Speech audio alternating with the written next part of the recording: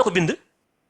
page Facebook. Facebook waaw léegi ñoom ñoo ñëw mais tu te rends compte ñoom ñu nekk ci nguur gi léegi ñoom dañuy réguler la mooy différence bi ak li fi Macky Sall bàyyi woon la mooy différence bi. nañu delloosiwaat xel yi. ñoom nañu arrêté. mënoon nañ ko def ci njëkk. non mais dafa am loo xam ne. du jàll. lii ñuy def nii ñi ngi jël ay risques yu garaaw ñi ngi ubbi ay front yu bari un état buy soog a toog. ci réew mu jafe moo xam ne ñi fi nekkoon sàcc nañoo sàcc caxatee réew mi. ndaw ñëpp ànd ak yow nga dig leen lu ne ñëpp am yaakaar ci yow. nga ñëw fekk fi ay jafe-jafe yoo xam ne président bi moo taxaw ne amuñu marge de manœuvre budgétaire. réew mi ñëpp a xam ne métti na jamono bi liggéey amul dara amul. état boobu ñu di ko xaar nga war a ñëw am intelligence sociale xam looy def ak loolu def nga bëgg a ubbi 1000 francs fu ne nga ubbi fa franc yaa ngi ci presse bi yaa ngi ci réduction des comptes yi yaa ngi ci franc yu bari yooyu gis nga tey étudiants yi jóg nañu di kaas seeni ay bourse ay rappel bourse yu ñu leen war a fay 550 000 francs de bourse pour les étudiants en master yu ñu leen amee ay arriéré lu mat 550 000 francs par étudiant. concernant bourse yi je pense que c'est réglé de nee nañ à partir de ce lundi ni ngeen commencé di fay. loolu la ñu wax mais c'est pas encore fait ils avaient annoncé depuis le 6 que daañu fay ils ont payé 44 000 francs sur les 555 000 par étudiant des na ba léegi ils ont annoncé tant mieux très bien j'espère que ça va se faire mais yooyu parce que dëkk bi amul xaalis c'est la vérité y a pas d'argent dëkk bi amul xaalis y a 13,4% de moins en trafic maritime dans le port bi dafa chuté activité bateau yi conteneurs yi dafa wàcc dëkk bi amul xaalis yéen ñi nekk Sénégal yéen ñëpp xam ngeen ko parce que réew mi fi ñu ko fekk la foo laal day metti réew mi moo doxul dañ ko caxatee waaw léegi loolu bu ñëwee ñun naka lañ fi nekkee bëgg a ubbi ay front encore on veut ouvrir des fronts avec les étudiants bëgg a ubbi front avec la presse bëgg a ubbi front ak sàcckati milliardaires yi bëgg a ubbi 1000 francs mais on ne peut pas être partout à la fois step by step dafa laaj stratégie mais mën a ubbi 1000 francs boo ko defee tu perds le combat. léegi imam on est en train d'ouvrir des fronts partout Ousmane Sonko doit se ressaisir nañu jël affaire yi benn par benn mënoo ubbi front yu bari xeex yu bari boo ko syndicalistes yaa ngi jóg ils sont en train d'activer l'opposition au travail pour syndicalistes yi jóg enseignants yi jóg étudiants yi jóg journalistes yi jóg tu ouvres des fronts partout pourquoi attention li may wax jëlu mus la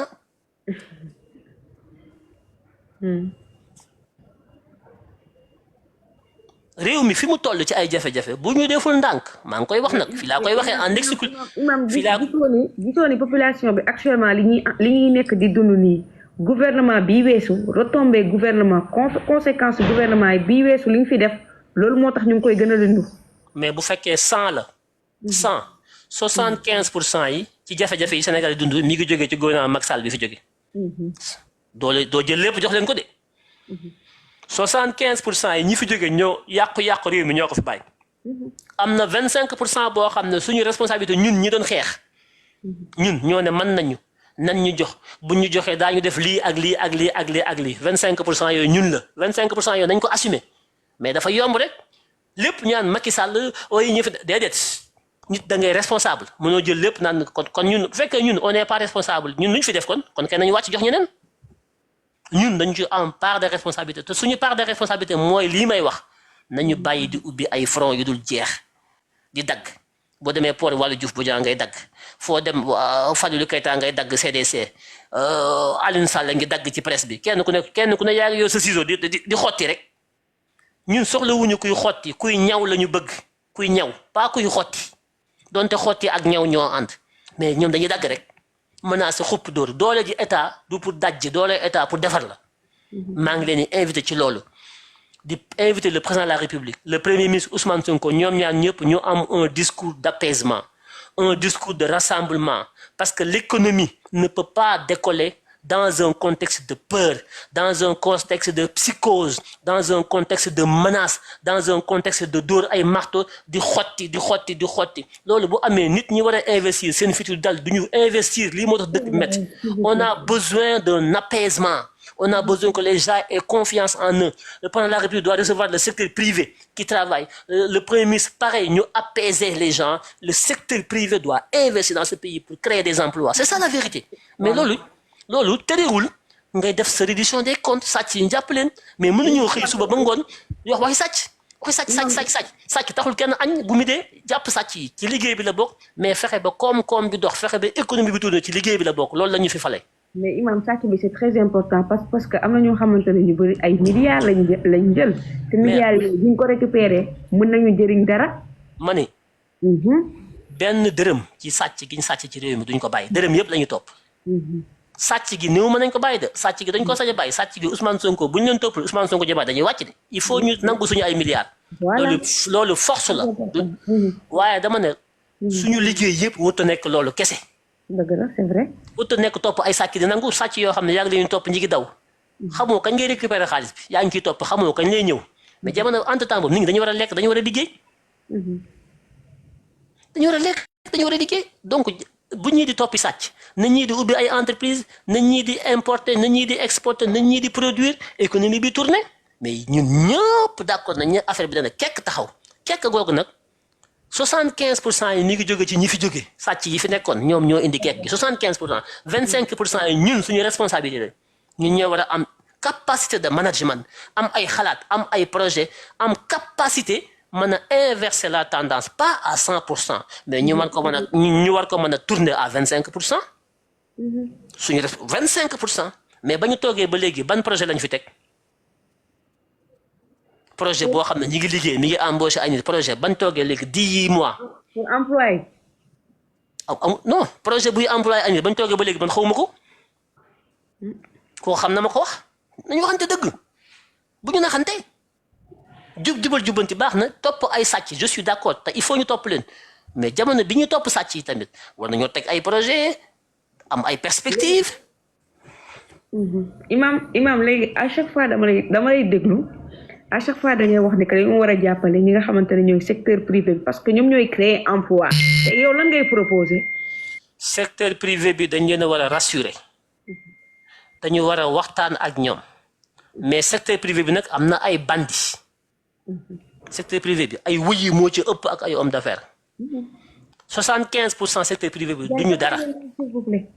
non man je suis pour le secteur privé mais le vrai secteur privé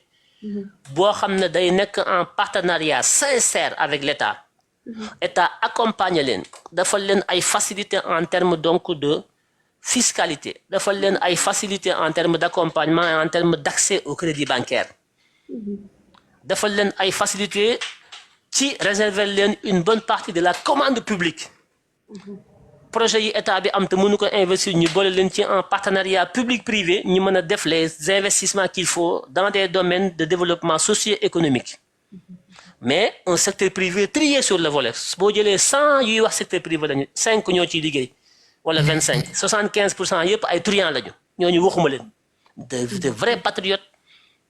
yu def pacte avec l'État pour matérialiser le projet am na état wax ak ñoom ubbee ko ak ñoom le président de la République le premier ministre nañu xeex ak politiciens sàcc yi waaye nañu naxante ak secteur privé bi les chefs d'entreprise aux États-Unis ce sont les chefs d'entreprise qui font les États-Unis en France ce sont les chefs d'entreprise qui font la France seul dans nos pays africains ngay ñëw fekk le secteur privé ñuy politique les politiques ñuy nekk secteur privé nga fekk ay impôts et domaines ay les fonctionnaires milliardaires qui suñ dëkk yi donc la am il faut qu'on arrête ça doit arrêter parce que li ma gis nii c'est très tendu c'est très serré te en matière d'économie du politique xam nga économie du politique de politique mën nga nekk di lay waaw diw moo wax waxul kii moo def werante économie amul wax c'est des chiffres su activité amee impôt day am droit de douane am su activité amul impôt du am droit de douane du am su impôt amul droit de douane amul état day leb te mënatuñoo leb Macky Sall leb na ba jég lebukaay yëpp ba maga ca mbooy ga mënatuñoo leb lu fi sës ay défaut de paiement mooy ñuy war a fay ay bor duñ ko mën a fay war a fay ay salaire duñ ko mën a fay nañu moytu loolu waxuñu sénégalais yi xamuñu fi réew mi toll ci wàllu koom-koom de attention maa ngi koy wax fii te jàll muus la bu ñu góorgóorluwul defuñu rapidement des réformes ba redynamiser l'économie bu ñu defee 3-4 mois on risque de ne pas pouvoir payer les salaires et le Sénégal risque d'être à défaut par rapport à ses engagements internationaux sur la dette le paiement de la dette et ses services on pourra être en défaut je parle en économie ñi xam économie di ma déglu xam nañ li may wax man waxantuwuma samay wax jàll muus la ñaanuma ko yàlla te loolu wurta am ci suñu pouvoir bi nga xam ne dañ cee sonn ba agsi fii il nous faut réactiver tous les leviers pour que notre économie reparte parce que bala ngay saraxe di jox nit ñi ñu lekk di distribuer la richesse il faut créer la richesse il faut créer la richesse kon pour créer la richesse soxla wuñu ministre des communications buy ñëw di xuppaate di tëj di dajji naan dañuy ñëw tëj dañ lay menacer dañuy kërë on n'a pas besoin d'un état policier fort par rapport à ce qui crée de l'activité et qui crée de la richesse le parti n'est pas le pouvoir dafa am ñoo xam ne ba léegi génnaguñ ci parti ñu ngi ci parti ñoom ils agissent dans le pouvoir comme ils agissent dans un parti politique c'est pas possible il faut faire la mutation c'est pas pareil c'est pas facile moi j'ai peur je vous le cache pas dama am ay inquiétude quant à les perspectives économiques de ce pays dans 1 an dans 2 ans yàlla rek moo tax may wax parce que man je suis rigoureux avec moi-même waxuma la yéen du ma leen nax de mais man sama bopp du ma ko nax léegi-léeg ma am loo xam ne damay xam ne dëgg la sama xel mi bañ na lànk na du ko mais dama koy force sama bopp pour ma mën ko accepter man du ma nax sama bopp léegi-léeg ma force sama bopp loo xam ne sama xel day bañ mais sama xol da ko koy forcer par force parce que waruma nax sama bopp waxoon du ma laak di leen nax fii ak 2 ans bu ñu deful ndànk on risque de vivre des difficultés économiques sévères extrêmement sévères te loolu Ousmane Sonko am na lu mu leen ci junj président Diomaye wax na leen ko on a des marges de manœuvre budgétaires quasi nulles loolu ay tubaab la de loolu Diomaye dafa cabaxal de waxu leen li xew de loolu làppato yi xamuñu lu Diomaye di wax bi oyof na mu sànni ko noonu cabaxal mais wax boobu àdduna bu tukki la attention président dafa cabaxal sànni mais àdduna bu tukki la ku ci am 100 francs na nga ko korkoral lu ci mais investissement yi gars yi bari dañu taxaw man xam naa ñu bari ñoo xam ne nee nañ dañuy taxaw di xaar parce que xamuñu fu ñu jëm y a pas de lisibilité et puis ñu bari dañu tiit xam nga Ousmane dañ koo diaboliser ba nga xam ne fi mu toll nii Ousmane ñëpp a ko ragal ci biir gouvernement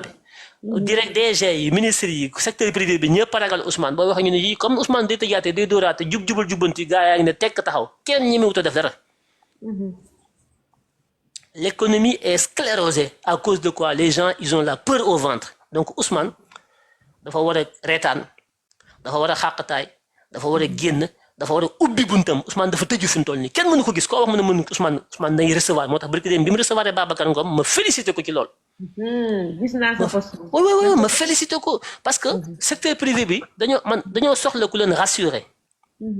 secteur privé bi. dañoo soxla ku leen rassurer dañoo soxla di toog ak premier ministre dañoo soxla di ko gën dañoo soxla ku leen di encourager Ousmane Sonko dafa war a encourager le secteur privé à investir pour créer de la richesse et créer des emplois et payer des taxes loolu c'est le métier du premier ministre le premier ministre première fonction premier rôle am premier ministre liggéey bi njëkk ci liggéeyam mooy fexe ba ñiy créer richesse ci réew mi ñu nekk dans de bonnes conditions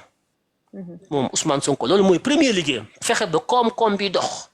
ñii xëy di xëy ñii liggéey di liggéey koom-koom bi tourné ñii fayeeku di fayeeku ñii consommé di consommé ñii jënd di jënd ñii jaay di jaay état di am koom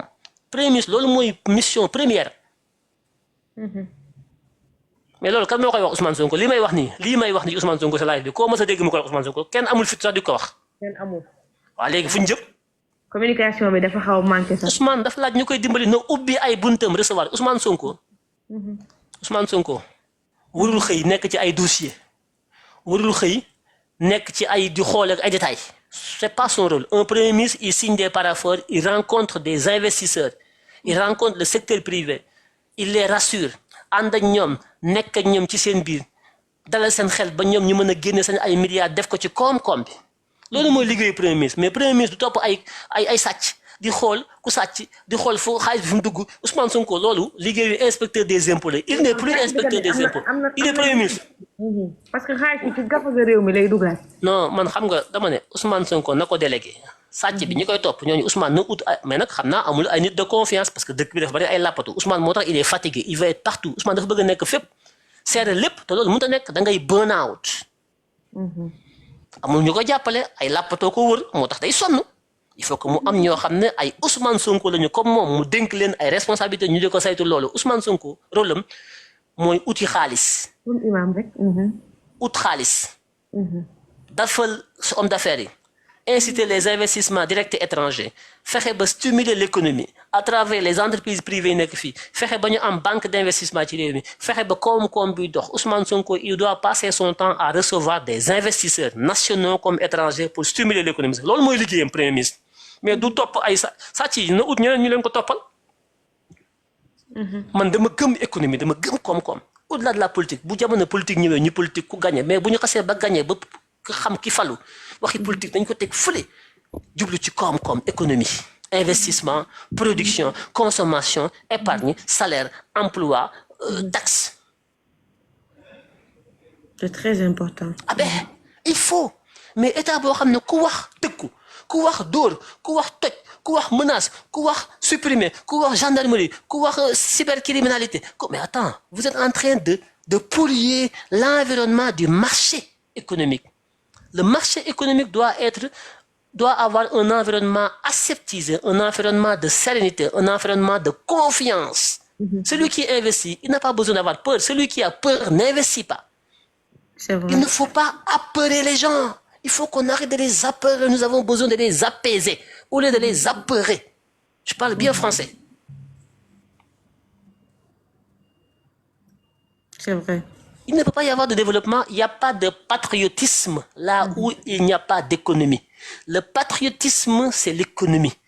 Il nous faut avoir du patriotisme économique. Parce qu'il ne peut pas y avoir de partage de nos richesses si au préalable, on n'a pas créé la richesse. nit bala mën a naam na fa bala ngay séddale da ngay sóor ku sóorul doo séddale.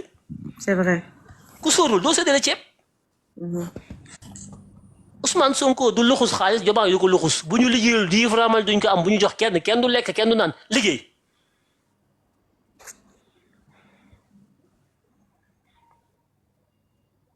mais lii may wax nii ku koy wax Ousmane Sonko. je comprends bien d'accord nga ci le fait que kii nii nan la tuddati Diomaye Faye wax le pardon ak le dialogue. mais loolu lu mooy loolu Diomaye. Diomaye loolu il l'a essayé au début. mais le pardon qu'est-ce qu'on pardonne. ñi sàcc xaalis réew bi ñooñu bokkuñu ci ñooñu dañuy rendre compte bu fekkee ils sont coupables ñooñu kenn du leen bàyyi. bu ñu wax pardon mooy par rapport ak événement yi fi amoon. ñoom foofu la ñuy waxee ay pardon yooyu. mais le dialogue. non dialogue mënut a ñàkk l'État doit dialoguer avec le secteur privé. L'État doit dialoguer avec ceux qui créent man je ne parle pas des politiques xam nga ñun Sénégal dañuy jaxase lépp dafa am ñoo xam ne ay politiciens de formation lañ muy l'opposition dans les syndicalismes dans tout ça waxuma ñooñu c'est des opposants ñooñu on n'a pas besoin de dialoguer avec ces gens-là ce réew mi amul crise politique bu jël dialogue amu fi réew mi crise économique ak financière la am boo dialoguer da ngay dialoguer ci secteur bu am crise réew mi amul crise politique ndax crise politique amu fi Sénégalais tànn nañu président fal ko premier tour ñu jël premier ministre mu dem campagne ñu jox ko majorité bu stable à l'Assemblée donc crise politique amu fi jarul dialogue politique bu ko fi kenn wax dialogue bi war a am mooy dialogue économique loolu état la ak les chefs d'entreprise ñi créé dialogue boobu moo war a am.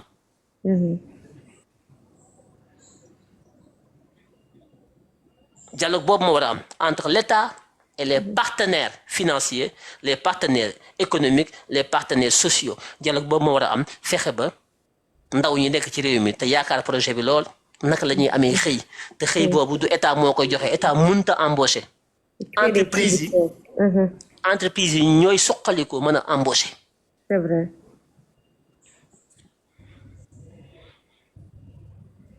bon peut-être am na ñu bëgg a dugg ñu bëgg a wax ñu xool. Imam depuis sànq yaa ngi wax ci employé mais pourquoi pas aussi nga wax ci les étudiants yi pourquoi pas par exemple yaa ngi France mais état bi day signé ay accord wala ay partenariat ak yenn entreprise yi ñu ne leen minimum ci at bi di ngeen jël 3 ñi nga xamante ne dañuy def alternance 4 yi nga xamante ne dañuy def stage balaa ñoo pare li nga xamante ne mooy seen étude dinañ mën a am expérience buñ paree fekk xam nañ dara ci seen métier mais Sénégal ngay gis nit yoo xamante ne nañ jàng ba pare amuñu benn expérience amuñu benn compétence. xam nga loolu. Macky Sall jéem na ko fi. signé ay convention état entreprise pour créer des emplois. entreprise